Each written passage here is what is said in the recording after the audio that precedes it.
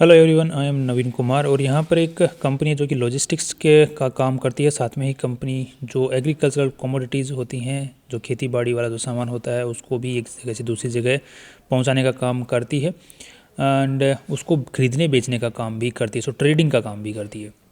सो ऐसी एक कंपनी जिसका नाम है जीबी लॉजिस्टिक्स कॉमर्स लिमिटेड। ये कंपनी स्टॉक मार्केट से पैसे उठाने का ट्राई कर रही है, जिसका आईपीओ 24 जनवरी से 28 जनवरी के बीच में खुलने वाला 102 का कट ऑफ प्राइस सेट किया है और यहाँ पर 1200 का लॉट साइज तो आपको 1,22,400 रुपये की जरूरत पड़ने वाली। दैट मीन्स कि एसएमई कैटेगरी का आईपीओ है, छोटी कंपनी का आईपीओ है। 25 करोड़ रुपए कंपनी उठाने की कोशिश करी, जिसमें से पूरी वैल्यू लगा रही है, दैट इज़ 83 करोड़ रुपीज़। यहाँ पर जो प्रमोटर्स हैं ऑलरेडी उनके पास में 75% के आसपास में शेयर होल्डिंग थी आईपीओ से पहले कंपनी के अंदर में। आईपीओ के बाद में लगभग 52-53% रह जाने वाले। दैट्स काइंड ऑफ नेगेटिव कि ऑलरेडी कंपनी की जो वैल्यूएशन है वो बहुत कम है और उसमें भी कंपनी के जो प्रमोटर्स हैं वो अच्छी खासा अपना स्टेक लूज़ कर रहे हैं। दैट शोज़ कि कंपनी के अंदर फ्यूचर में मैनिपुलेशन हो सकता है। अब कंपनी छोटी है इसलिए मैनिपुलेशन हो सकता है। और दूसरा, कंपनी उस कैटेगरी में अंदर काम कर रही है जो कि इसका इतना ज़्यादा फैलने का चांसेस बहुत कम है। सो लेट्स सी कि फ्यूचर में क्या होता है। उससे पहले हम थोड़ा सा कंपनी के बारे में और समझने की कोशिश कर लेते हैं, राइट। अब कंपनी ये पैसे क्यों उठाने का ट्राई कर रही है, और उससे पहले देख लेते हैं कंपनी को जो मेन आईपीओ लेके आ रहे हैं लीड मैनेजर, उनकी पास में परफॉर्मेंस क्या रही है, ताकि हम लोग थोड़ा सा अंदाज़ा लगा पाएँ कि जो मैनेजर लेके आ रहे हैं वो किस तरीके से पहले के आईपीओज ने परफॉर्म किया है। तो यहाँ पे पहले के आईपीओज ने ठीक ठाक परफॉर्म किया हुआ है। छोटी कंपनी के आईपीओज ही पहले लेके आए हैं। एसएमई कैटेगरी में सारे आईपीओज लेके आए, मेन बोर्ड आईपीओ एक भी अभी तक लेके नहीं आए हैं और उनकी जो परफॉर्मेंस है वो अच्छी रही है। जैसे यहाँ पे अवॉक्स अपैरल्स को देखते हैं तो यहाँ पे लिस्टिंग अच्छी रही थी, अभी नीचे आ गया लिस्टिंग के बाद में। यहाँ पे टेक एरा की बात करते हैं, ये लिस्टिंग अच्छी थी, बाद में ऊपर और ऊपर गया है। यहाँ पर इसकी 34% थी, अभी 120% पे चल रहा है। यहाँ पर अवॉक्स अपैरल बेकार लग रही थी, मेकअप टेक्नोलॉजीज थोड़ी बेकार लग रही थी, टेक एरा फिर भी थोड़ी ठीक लग रही थी, आज भी ठीक लग रही है। और अब ये जीबी लॉजिस्टिक्स का आईपीओ लेके आई है। सो दैट शोज़ कि कंपनी के ये जो कंपनी है ये भी थोड़ा बहुत ऊपर की तरफ में लिस्टिंग गेन दे सकती है। एज़ पर दैट थोड़ा बहुत हाइप ला सकती है लिस्टिंग गेन के हिसाब से। बाकी एक फ्यूचर में किस तरीके से कर सकते हैं उसका हम लोग थोड़ा सा आईपीओ की एनालिसिस करने की कोशिश करते हैं। बिकॉज हमने फंड मैनेजर की जो लीड मैनेजर है, जो इन्वेस्टमेंट बैंकर है, उसकी हमने यहाँ पे चर्चा की। उसने पहले के आईपीओज ने कैसा परफॉर्म किया उसके हिसाब से हमने बात की है अभी। अब कंपनी जो पैसे उठा रही है इसमें से 5 करोड़ रुपए जो हैं वो तो खर्च करने वाली है, जो लोन है उस पर। बाद में खर्चे के ऊपर में जो कंपनी में खर्चा होता है उसके ऊपर में खर्च करने वाले 9 करोड़ 37 लाख रुपए। और कंपनी बोल रही है कि हम थोड़े से और ट्रक वगैरह खरीदने वाले, बिकॉज कंपनी लॉजिस्टिक्स का कभी काम करती है तो वहाँ पर ट्रकों की ज़रूरत पड़ती है। तो कंपनी के पास में आज के दिन 4 ट्रक हैं। कंपनी बोल रही है हम और ट्रक खरीदना चाहते हैं। अब ट्रक जब खरीदती है तो वहाँ पर जो बॉडी होती है वो अलग से बनवानी पड़ती है, क्योंकि सिर्फ नॉर्मल बेसिक ढांचा आता है जिसमें 4-5 टायर, मतलब जो नीचे टायर होते हैं बेसिक टायर्स आते हैं, और एक जिस पे फिर बॉडी बन के सेट होती है। सिर्फ वो ढांचा ही बना हुआ आता है कंपनी की साइड से। बाद में जो बॉडी है वो अलग जगह से बनवानी पड़ती है। तो चेचिस अलग जगह से, ट्रक बॉडी अलग तरह आती है।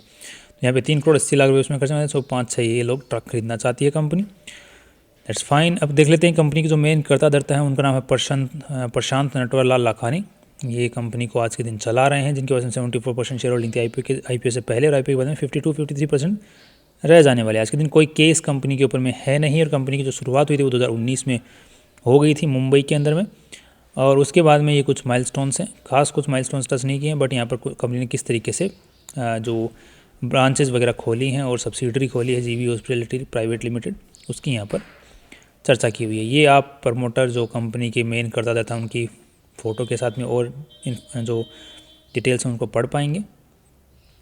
कंपनी ने जो नाम है उसको रजिस्टर करवा रखा है GB logistics under the class 39। बाकी सारी चीज़ें जैसे लोगो है ये रजिस्टर्ड नहीं है। वी केयर फॉर यू जैसे हम लोग LIC के नीचे पढ़ते हैं, लाइफ के साथ ज़िंदगी के साथ भी बात भी, उसी तरीके से इन्होंने भी एक लोगो जो वर्डिंग है डाउन वर्डिंग, जो उसको रजिस्टर करवाने की कोशिश किया, बट वो अभी तक रजिस्टर नहीं हुआ है, ऑब्जेक्ट हो चुकी है। कंपनी में आज के दिन 39 एम्प्लॉइज़ काम कर रहे हैं। जैसे ओके, कंपनी के पास में जो भी प्रॉपर्टीज़ हैं, जो ब्रांच ऑफिस हैं, रजिस्टर्ड ऑफिस हैं, सारे लीज पर हैं। Company doesn't own any property. Customer company का जो रेवेन्यू आ रहा है वो टॉप 10 कस्टमर से 74% रेवेन्यू आ रहा है। बाकी उसके अलावा पास्ट डेटा के रिकॉर्ड्स के अकॉर्डिंग यहाँ पर कंपनी की जो हालत है पिछले साल के मुकाबले अभी सुधर रही है, बाकी 2023 के मुकाबले ख़राब हुई है,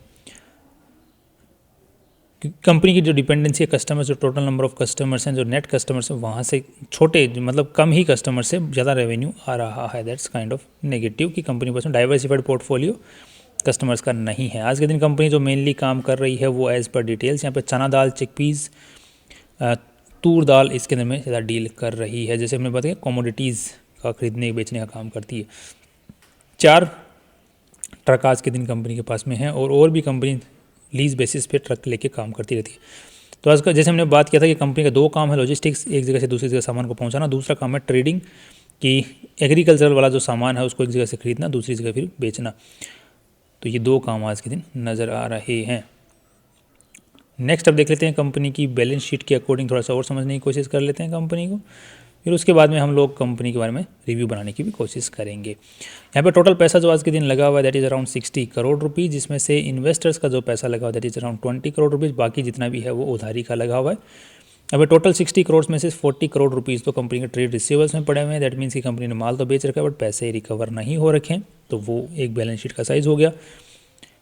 अब पीछे जो पैसा बचे उसमें भी 13 करोड़ रुपए कंपनी ने लोन पे दे रखे हैं, वो भी एक बड़ा हिस्सा हो गया। तो कंपनी के अंदर में मेनली जो आज के दिन पैसा लगा हुआ है वो सिर्फ जितना पैसा है टोटल उसका सिर्फ कितना 10 से 10-12% के आसपास में लगा हुआ है। That's kind of negative, that's very negative.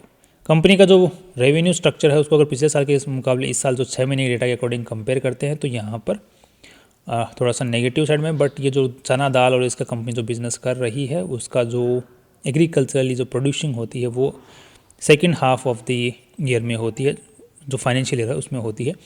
So we hope कि जो मार्च 31 2025 का रिजल्ट आने वाला है उसके अंदर में ये जो चीज़ें हैं वो ठीक हो जाएगी, रेवेन्यू बढ़ जाएगा। We are hopeful. बाकी इस साल भी इन्होंने अच्छा किया है 6 महीने के अंदर में, that's good.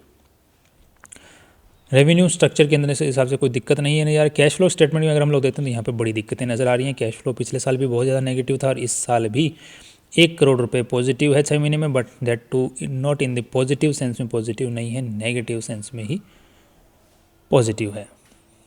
That's kind of negative. अब क्यों नेगेटिव, पॉजिटिव सेंस में क्यों नहीं है? बिकॉज यहाँ पर इन्वेंट्री कंपनी ने जो है पिछले साल तो इन्वेंट्री में पैसा खर्च किया था, बट इस साल क्या पुरानी जब इन्वेंट्री उसी को बेचा है, नई इन्वेंट्री खरीदी नहीं है। तो that's why I am saying कि पॉजिटिव सेंस में पॉजिटिव नहीं है, नेगेटिव सेंस में नेगेटिव है, पॉजिटिव है। इसके अलावा कंपनी डिविडेंड वगैरह कुछ देती है तो यहाँ पर अगर उसकी चर्चा करते हैं तो यहाँ पर अभी तक कोई डिविडेंड वगैरह दिया हुआ नहीं दिख रहा है। That's okay, right. तो कैश फ्लो बेकार है, P&L स्टेटमेंट थोड़ा सा अभी तक तो बेकार है, बट इसकी उम्मीद है कि फ्यूचर में सुधर जाएगा। बाकी बैलेंस शीट है वो भी बेकार ही बनी हुई है। सो ओवरऑल अब जो रिव्यू बन रहा है कंपनी के बारे में नेगेटिव बन रहा है, एज हमने सभी चीज़ों को एक बार कवर करके देखा है।